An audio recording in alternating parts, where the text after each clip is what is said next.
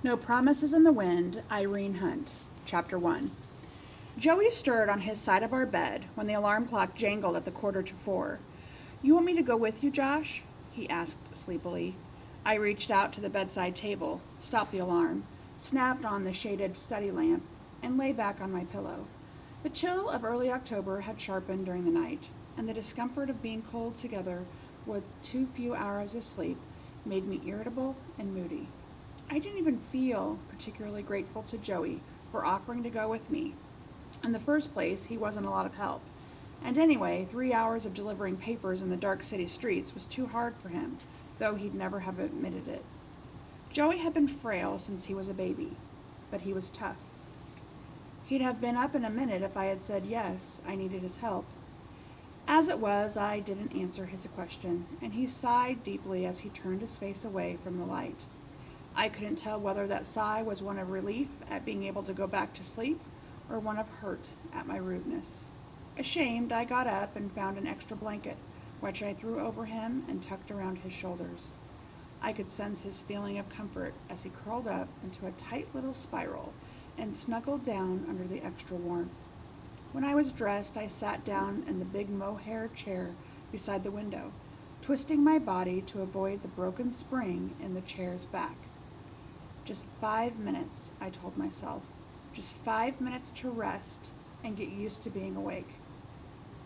I stared at the faded paper on the wall in front of me without really seeing it until I became conscious of the yellowed figures of cowboys riding their broncs in precise pass from baseboard to ceiling.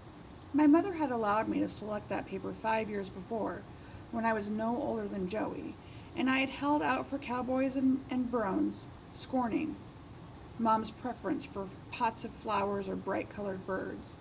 I studied the horses and their daredevil riders for a long time, as if they'd mattered. They didn't, of course, but concentrating on them kept me awake. Finally, I roused myself. My paper route didn't mean much money, but it was important.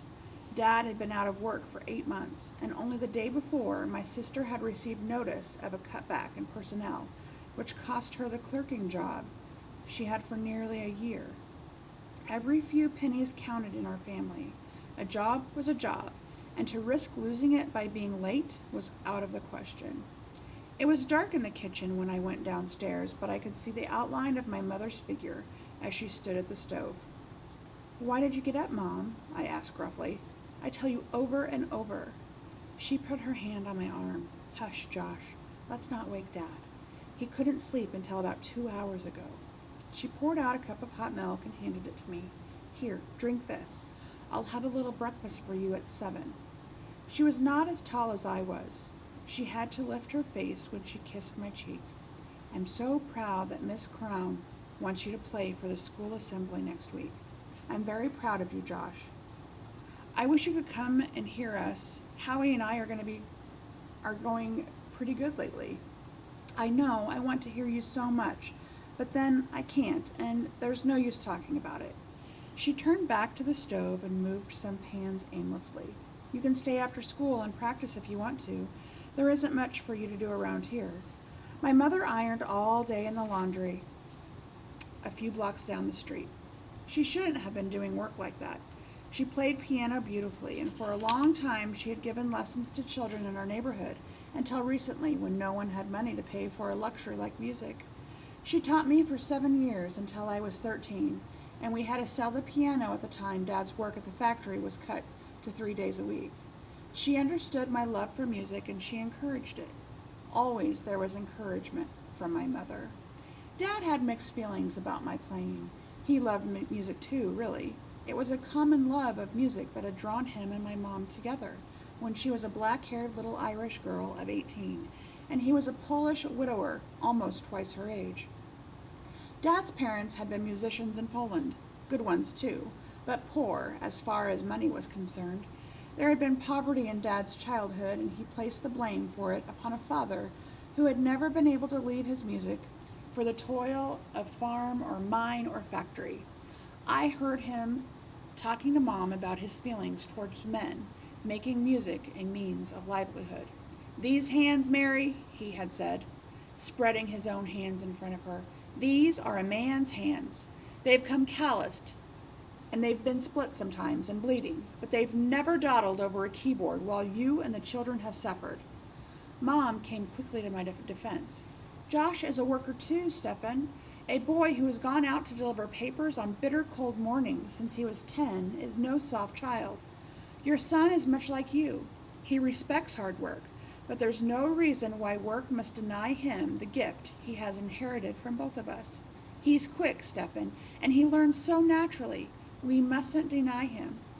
He usually agreed with her in earlier years, sometimes grudgingly, but without rancor. As times grew harder, though, and work became a matter of the highest importance in the minds of most people, Dad's impatience with my practicing became bitter. Sometimes it seemed to me that his impatience with my every act or word became bitter. The year 1932 was not a good one, in which to be 15 years old and in close quarters with a hopeless father. I was not young and appealing to people as Joey was. I was not docile and quiet like Kitty. Dad and I clashed during the year, often and with greater anger as the hard times continued. It hadn't always been that way. In the early years of my life, I had been the young prince in our home. I was Dad's firstborn, and he was a man for whom sons were a symbol of his own strength and manhood. He was a very kind father to Kitty, who was the child of his first marriage, but he couldn't help being a little cocky about his son. He used to take me everywhere, out to the ballparks, to the amusement park where I could try every ride and eat popcorn to my fill, down to the plant to meet his friends who thought my old-fashioned name and sober face were funny. I used to hear Dad bragging to them. You should see this boy eat. It's all Mary and I can do to keep him full of milk and potatoes. But we'll do when he's 15, I don't know. And that was true. He didn't know. By the time I was 15, the problem of a healthy appetite was no longer funny. He went through some bad times beginning with the year I was 5, the year Joey was born. My brother was a sickly baby, given only a slim chance of living. Mom and Dad wore themselves out that year, taking turns at sitting up all night to rescue Joey from strangling spasms that threatened to snuff out his life. There were huge doctor bills and anxiety over money, as well as the puny child. There were great fatigue for both my parents, and Dad was not a man who took hardship or physical discomfort quietly.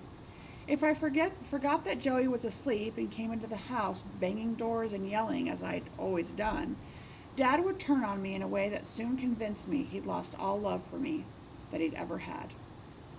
Kitty escaped much of his frustration, being older and gentler by nature. She used to play quiet games with me and take me for long walks to keep me away from the baby's room.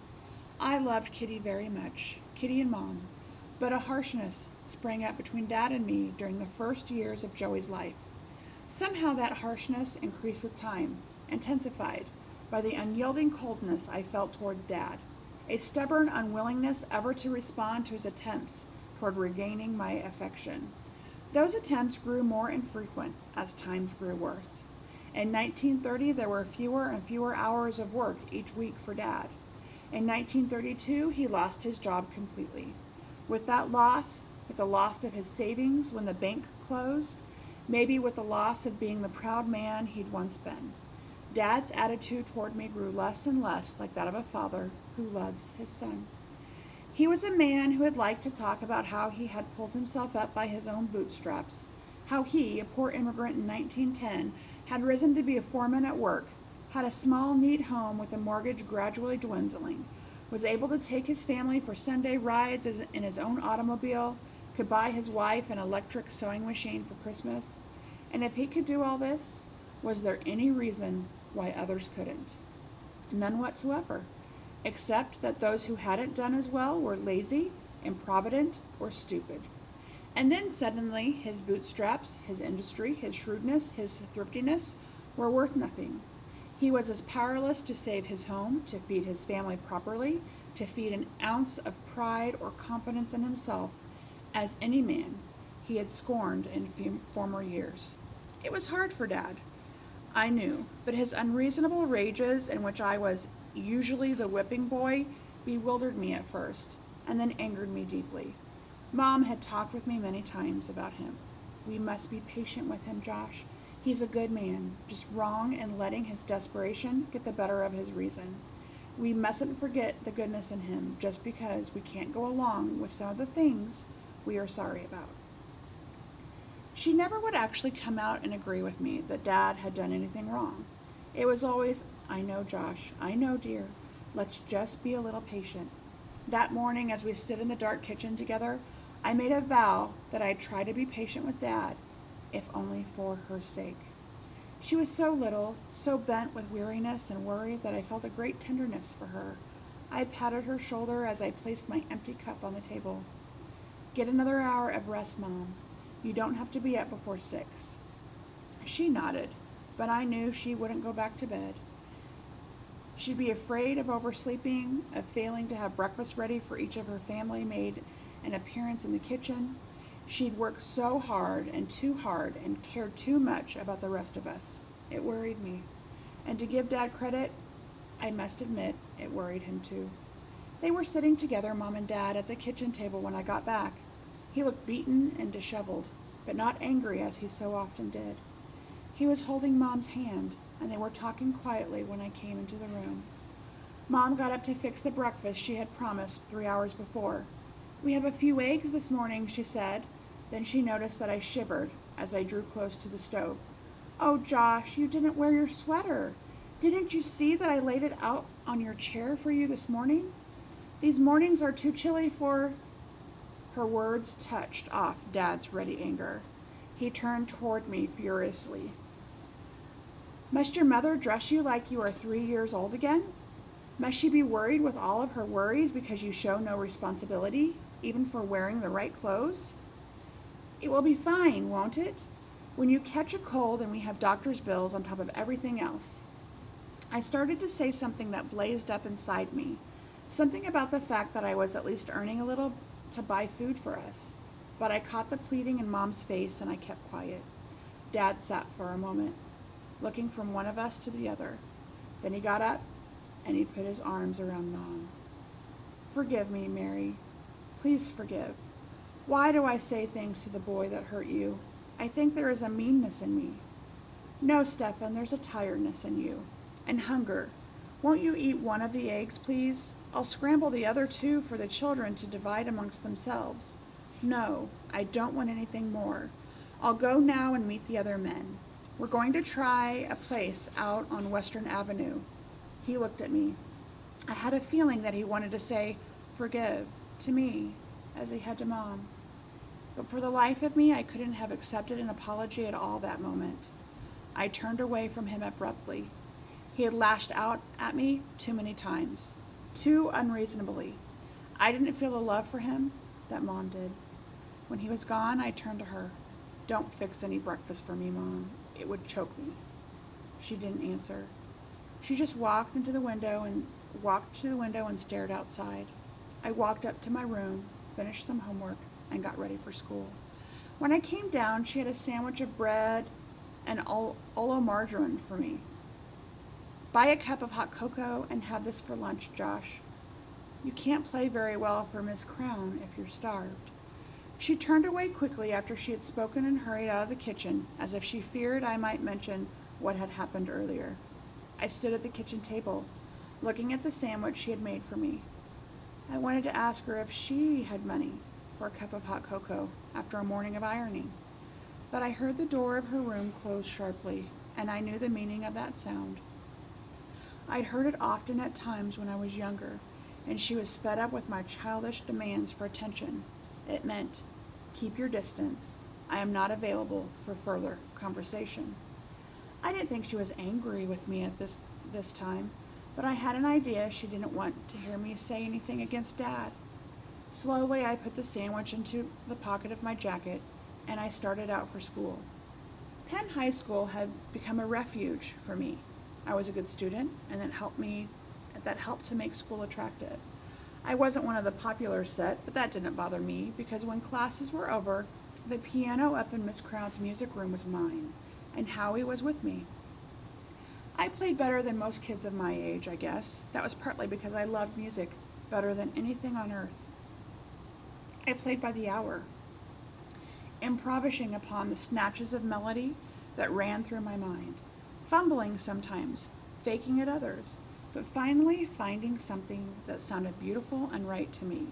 When that happened, I rearranged and polished and worked at it until the notes went slipping under my fingers like water. Howie shared my love of music, and he was one of those rare musicians.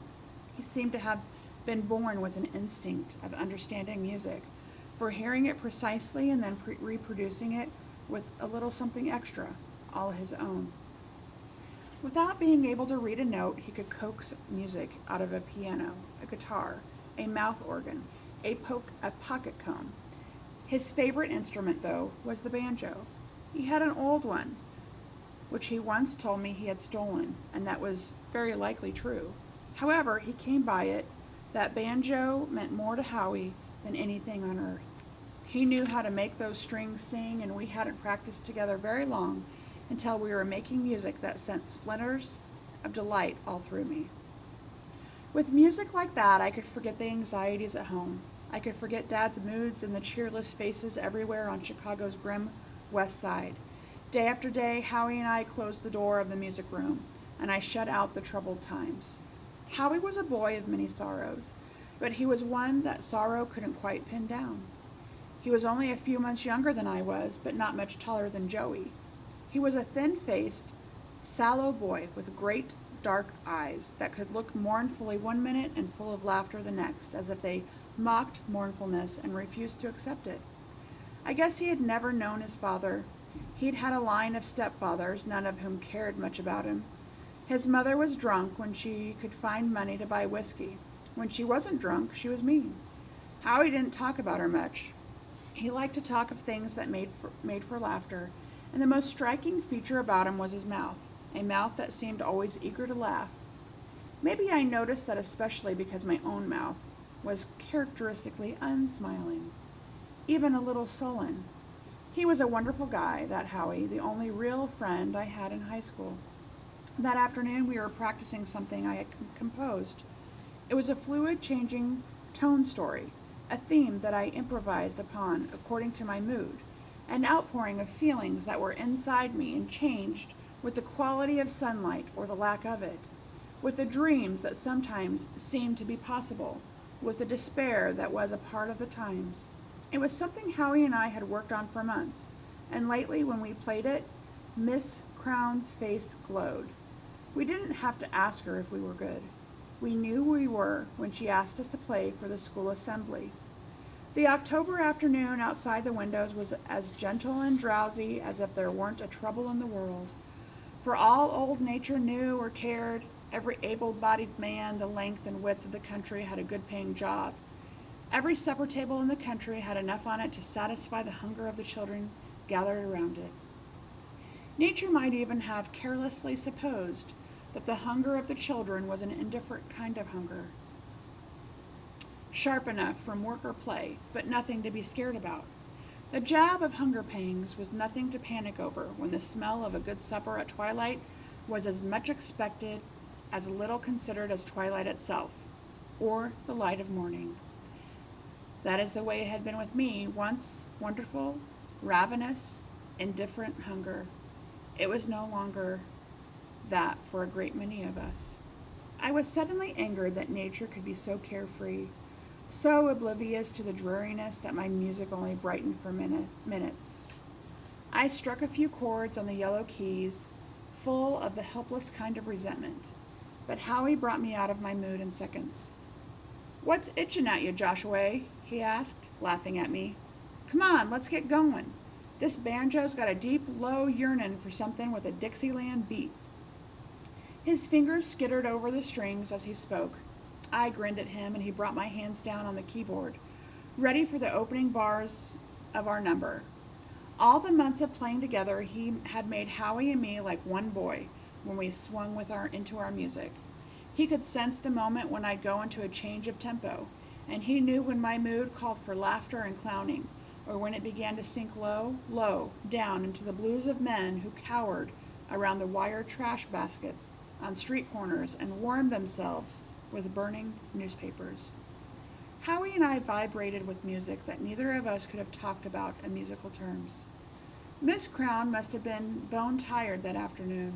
Her face looked faintly gray and drawn, but she came into the room and stood there watching us, swaying a little with our rhythm, smiling and brushing tears out of her eyes at the same time.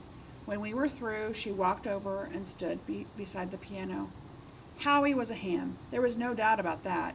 He laid his head against the back of his chair and closed his eyes. Lord, wasn't that sweet?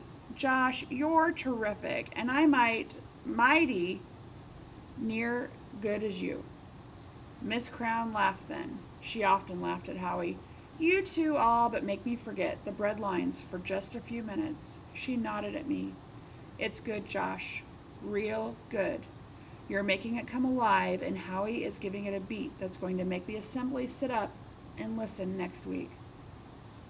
When Miss Crown praised us, we felt clouds under our feet. Although she made a gesture of brushing us aside outside the door when we lingered over our thanks for the use of her room, we were confident that she liked us, that she was proud of what we were doing. Get on home now, you two, she told us. You have homework, and I have an hour's ride on the streetcar. Get going, gentlemen. We had to go, although we hated leaving her. We wanted to stay and hear again how much she liked our music. Mostly, I guess, we wanted to put off the hour when we had to get back to our families. Outside, I said goodbye to Howie and told him that maybe I could get out that evening, in which case I'd meet him at the usual place by the corner drugstore. I didn't say that I'd get out if Dad was in a mood to ignore me. I didn't have to explain. Howie knew how things were. He said, bring Joey along. I'll snitch a jigsaw puzzle the other day from someone who'll never miss it, and I want to give it to Joey. I shrugged. He has to go to bed early, I said. I didn't care to have a younger brother tagging after me. Howie didn't mind. He had no brothers of his own, and he had a special kind of affection for Joey. Joey was, of course, the protected and best loved one of us at home. He had grown stronger with the years, but he was still fragile, a little too slender and delicate for the lean times. He was also beautiful, a golden child with a mouth that looked like if it had been sculptured, and great gray eyes under the shock of his bright hair. I loved Joey's beauty, but I wasn't cured of the old resentment toward Joey himself. His birth had meant the end of happiness between Dad and me. I suppose I should have been a little wiser, but as the years went by, it didn't occur to me to bring reason to my feelings. I just went on thoughtlessly, not exactly disliking my brother, but not liking him either. I took Joey's hero worship for me with indifference, just as for years I had taken such things as food and shelter and security for granted. It was obvious that Joey thought of me as a great guy. I was strong and husky. I knew things that made him feel I was pretty brilliant. I could do things he thought it would be great to do, and he didn't seem to mind that I was often brusque with him, that I lorded it over him with an authority I had no right to claim. Maybe Joey accepted these things as the way of all big brothers. I don't know. But I do know that a thrust of guilt sometimes hit me where I lived when I looked at his face and saw the eager friendliness there, which I knew I didn't always deserve. It was like that when I came upon him after my practice session at school. He was sitting in the alley back of our house, bending over something in the darkness. I couldn't see what he was up to until I was almost on top of him. There he sat in the midst of dirt and trash, and directly in front of him was a lean alley cat, which he stroked as it lapped milk from a rusty pan. A 5-cent milk bottle was in Joey's hand. She was just about starved, Josh, he said quickly, as if realizing that he must come up with an explanation. Joey knew well enough that milk was not for alley cats that fall. She's got babies, and she needs milk awful bad. You're not mad at me, are you? Where did you get a nickel for milk? I asked sternly. Kitty gave it to me. She walked home from the elevated yesterday to save streetcar fare, and she gave me the nickel because she couldn't buy me a present for my birthday last week. It was my nickel, Josh, honest, and the mother cat was so hungry. Kitty's in big business giving you a nickel when she's just been laid off her job, I answered. And you listen to me, Joey. When you get hold of a nickel, you give it to Mom to help with groceries. I don't know what Dad would do to you if he knew you bought milk for a mangy alley cat. Joey looked scared. Petted as he'd always been, he still hadn't wholly escaped Dad's mean moods that year. Are you going to tell on me, Josh? He asked. I shook my head. There's enough trouble in our house without adding to it. Just don't do it again. Just don't ever do a thing like this again. Even when I felt was justifiable anger, my words struck something inside me. A thing like this meant feeding a starving animal, and I was making Joey feel that he had committed a crime in being compassionate. Once I had been as eager as he was to feed every stray animal that came near us. It was strange what poverty and fear of hunger could do to a sense of decency. I guess my voice softened a little. Come on, Joey, let's go inside.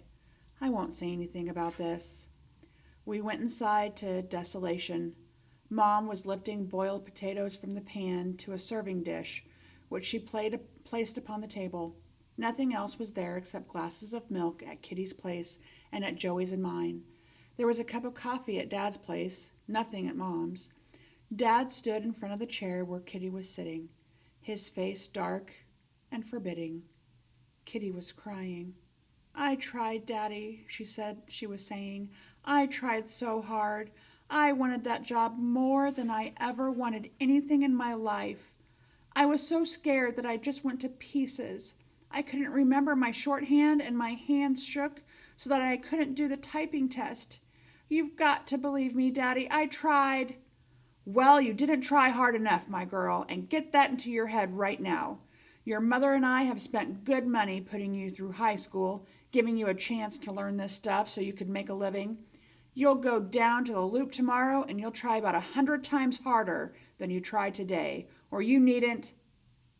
He stopped himself suddenly and sat down at the table, looking as desperate as I'd ever seen him. Kitty sobbed. It was awful. I had never known Dad to be mean to Kitty. She was the child of his Elizabeta, the young wife who had died in Poland when Kitty was born. Mom had told me many times about the frightened little girl Kitty had been when Dad sent for her to come to this country and to a new mother. I guess Dad and Mom had worked hard in those days to bolster Kitty's confidence with love and understanding. You must understand, Josh, Mom had told me once when I thought Kitty had been treated with more consideration than I had. You must understand that Dad is terribly proud of you. You're a son, and Dad is a man who wants sons. But sometimes he's afraid of showing all he feels for you. He'll lean over backwards to show his girl child that he's just as proud of her. He'll even go so far that it seems he's setting her up above you. But it's not so. You'll have to understand this thing in Dad's nature. That night, as Kitty cried, I wondered if Dad was capable of loving anyone. It was only a few minutes until he turned on me. And where have you been until nearly dark? He demanded. Why is it you don't get home after school to help your mother? I was practicing, I answered shortly, expecting this admission to bring more wrath down on me. But Mom quickly interrupted. I gave him permission to stay after school, Stefan. He needed to practice for the assembly program next week. He didn't say anything after that. He just sat huddled in his chair, staring at the plate in front of him. We were all silent for a long time. Joey kept his eyes lowered and ate very slowly. I felt pretty sure that he understood why I had chosen to say nothing to Dad about the nickel's worth of milk that had gone to a hungry cat. Then I did something which I called forth more wrath than Joey's gift to the cat would have done.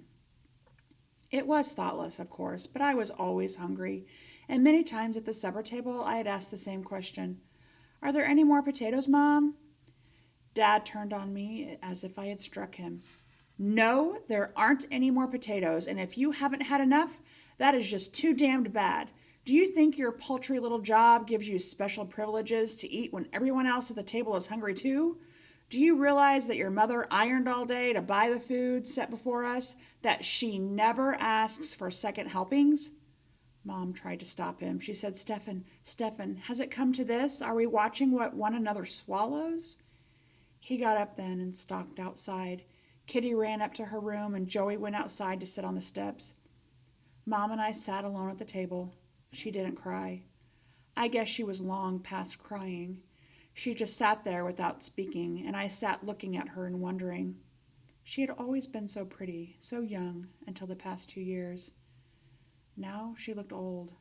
Although actually she was only 36, I wondered how she could stand up in the face of all of these troubles. I had my life at school, my music. Mom no longer had the music she loved, just an ironing board all day and a husband who made life miserable for his family when he came home at night. A great guy, Mom, a real great guy. Someone I must always look up to. Is that what you're going to tell me? Do you know what he's been through today, Josh?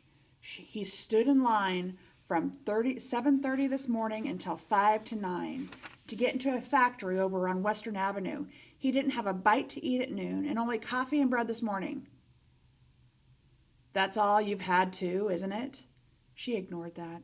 He was fourth in line when they closed the window at the employment office. Can you understand what that does to a man, Josh? Dad has always been able to feed us well, to clothe us, and to give us a good home. Now he's at bay. He's cornered and desperate. All of which gives him right to hate Kitty and me? Josh, he doesn't hate either of you. He's always been tender with Kitty, and underneath his rough ways, he's so proud of you. If only you could understand how proud he's been.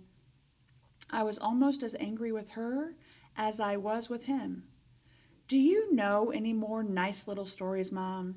Do you know any more pretty speeches to make me love my dear old dad? I got up and walked around the table to stand directly in front of her. Listen to me, Mom.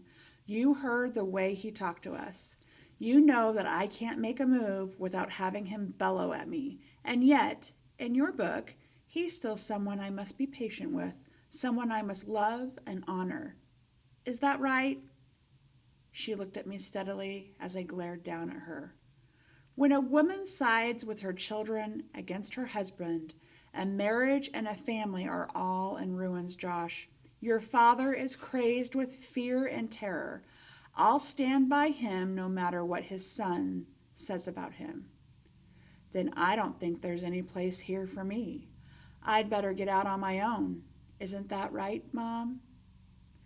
I had never seen such suffering in her face as I saw then, but there was a hardness inside me that made me callous to that suffering.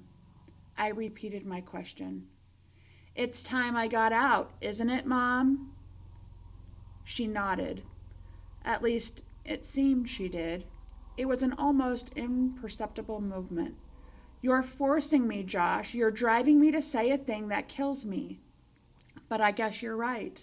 There's nothing here for you, no food, no jobs. And you and your father, it's better that you be apart before there's a sharper tragedy that we've yet known. I guess you're right. You're a stronger boy. You're bright. Maybe you can find something better than what we have here. She had said it. If I wanted to wallow in self-pity, I could say that both my father and mother had rejected me, had turned me out on my own. The world of that depression year lay ahead of me. If I licked it, fine. If I didn't, there wouldn't be anyone who cared. But I wasn't nearly so desolate as I tried to convince myself that I should be.